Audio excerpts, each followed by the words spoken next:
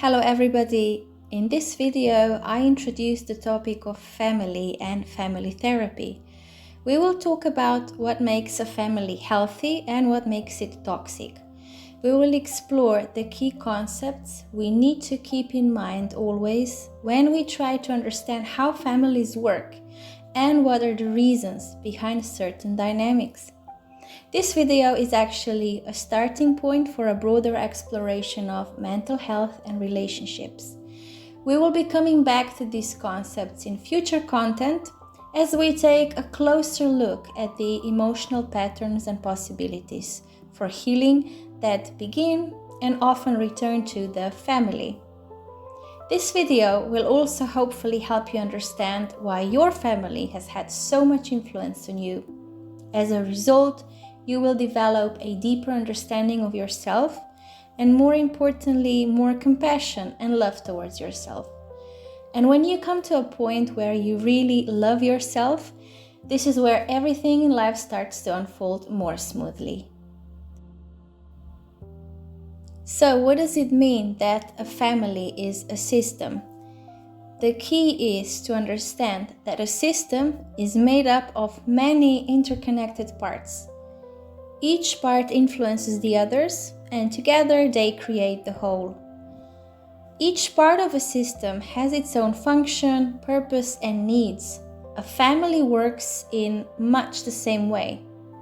Think of your body. If one organ, like the liver, is struggling, it eventually affects the entire system, and families operate similarly.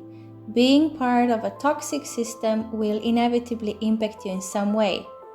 So if you are part of a family with ongoing challenges, there is no quick fix. I will make a separate video exploring strategies on what can be done. What's important to remember is that being affected by a toxic family does not make you weak or unintelligent. This is simply how humans function. We are extremely social beings. We are wired to crave connection, belonging, and to be part of a system. Remember to be compassionate towards yourself. Your reactions are probably completely natural. There is another very important concept connected to the idea that a family is a system, and that is hierarchy. Every system has some kind of hierarchy, and families are no exception. I want to take a moment to explain this because nowadays many people seem to forget that a family needs hierarchy, even though it's really common sense. When I talk about hierarchy, I'm not talking about something aggressive or controlling. I am talking about structure, stability, and rules. I'm talking about boundaries. Every system needs these elements in order to function properly. Without structure and stability, a system can become chaotic. A family without structure cannot provide safety, and safety is essential, especially for young children. Now let's move on to the next topic, which we will call differentiation. In a healthy, functional family, differentiation is essential. What does that mean? Differentiation can refer to different things, but generally it means finding the right balance within the family. On one hand, there is structure, rules, and discipline. On the other hand, there is flexibility, self-expression, tolerance. Both are necessary, and a healthy family continuously seeks and regulates this balance. Differentiation also refers to another type of balance that is equally important, maybe even more important. A highly differentiated family maintains a healthy balance between connection and autonomy. This means that each family member feels they have autonomy, the ability to be themselves, make their own decisions, develop their own identity and emotions, while knowing they will be tolerated and accepted. At the same time, there is connection, attachment, and a sense of belonging. So both sides are essential. A family that achieves this balance supports individuality while maintaining strong relationships. And that is what true differentiation looks like. Now, how do you recognize a healthy family? The most important quality of a functional family is flexibility. Life is not simple, and families move through different phases and stages. Each one is completely unique. Events like getting married, moving in together, becoming parents, applying for work, losing work, facing sickness, and so on, are all very normal events that most people face. Yet, they're also profoundly challenging. This is when the health of a family becomes apparent. A healthy family is flexible and can adapt.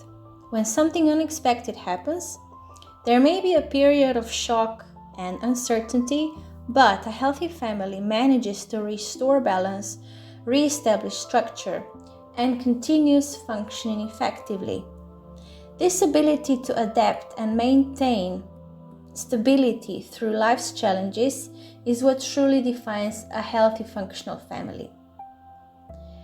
Now I want to talk about another really important aspect of family life. This is something a healthy family should give you and teach you, especially during early childhood, and I'm talking about attachment and belonging.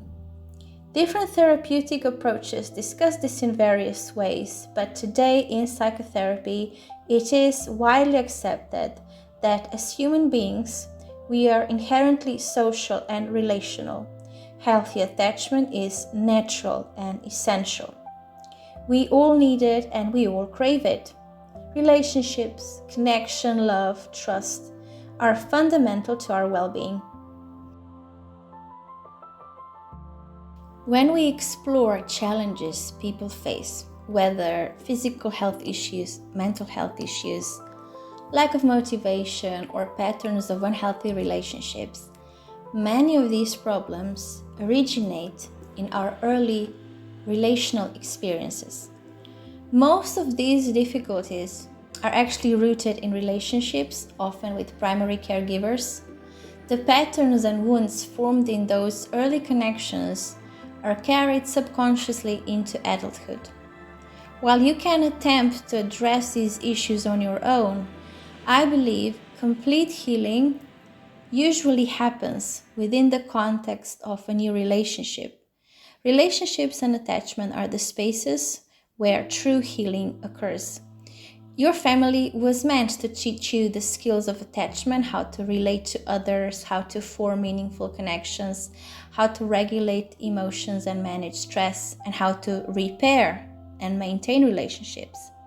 Unfortunately, many families are unable to provide these lessons fully, and as a result, we often need to develop these skills later in life. Belonging is just as critical as attachment.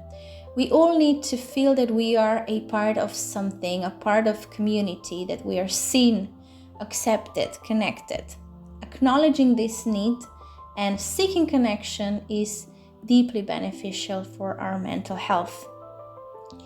Attachment is a powerful influence. The way we attach as young children shapes how we approach relationships throughout life and affects how we respond to stress and conflict. Our attachment style, which is formed in the first months or years of our lives, sets the foundation for emotional regulation and relational patterns. It can be challenging to change your attachment style later in life, but it is possible with conscious effort and supportive relationships. If you want to explore attachment more deeply, I will attach a separate video below. So these are complex processes and not quick fixes, but change and growth are achievable. Understanding attachment and belonging is essential for self-awareness and for navigating relationships. In this discussion, we've touched on some of the core concepts of family therapy: systems, hierarchy, boundaries, differentiation, and attachment. These ideas form the foundation for understanding yourself and your family system. As you continue your journey of healing and exploration, you will probably be returning to these principles repeatedly. Thank you for watching. Let me know what you think in the comments.